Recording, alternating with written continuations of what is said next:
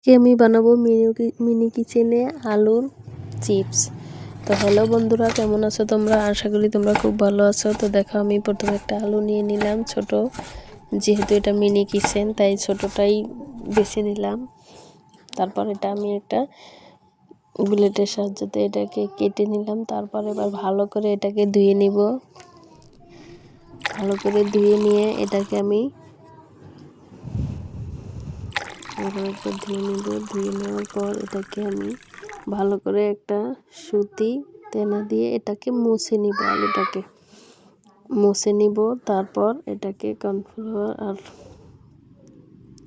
দিয়ে মেখে নিয়ে, অল্প লবণ দিয়ে মেখে নিয়ে এটা আমি তেলের মধ্যে দিয়ে ফ্রাই করে নিব। আস্তে আস্তে ভালো করে মিশিয়ে নিলাম কর্নফ্লাওয়ারটা।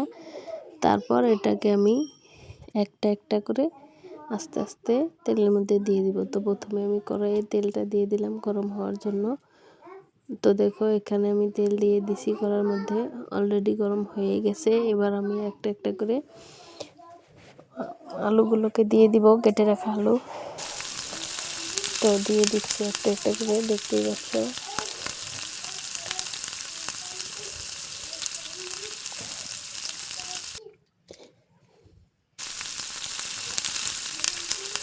তেলটা বেশি গরম, আমি ভেবেছিলাম গরম হয়েছে, কিন্তু এখানে বেশি গরম হয় নাই।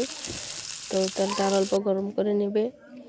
তারপর এটাকে আমি উল্টিয়ে পাল্টিয়ে ভালো করে ভেজে নিব। তো ততক্ষণে তোমরা ভিডিও দেখতে থাকো বন্ধুরা। তোমরা আমাকে সবাই সাপোর্ট করো। আমি নতুন ইউটিউব চ্যানেল খুলছি, তো সবাই সবার পাশে থাকলে ভালো হয়। তোমরা অনেকেই আমাকে সাপোর্ট করেছো এবং করো। আশা করি তোমরা আমাকে এভাবেই সাপোর্ট করে যাবে। আমার 1K সাবস্ক্রাইবার অলরেডি কমপ্লিট হয়ে গেছে। তো তোমরা এইভাবে আমাকে সাপোর্ট করো। আর আমার ভিডিওটা যদি ভালো লাগে একটা লাইক করে দিও। মিনি কিচেনে ভিডিও অনেক কষ্ট করে বানাতে হয়। সবাই বলে যে তোমরা দিদিভাই তোমরা কি করো, সারাদিন ভিডিও করো, কাজ কাম নেই। তো সম্পূর্ণ ভুল। আমরা সংসারের কাজ কাম করে তারপরেই সময় বের করতে হয় আমাদের ভিডিও বানানোর জন্য। তো দেখো, এখানে আমার আগেরগুলো হয়ে গেছে, আবারও আমি দিয়ে দিলাম। কত সুন্দর হয়েছে, এটা কিন্তু হয়ে গেছে অলরেডি। এটা কিন্তু খেতেও ভালো লাগে।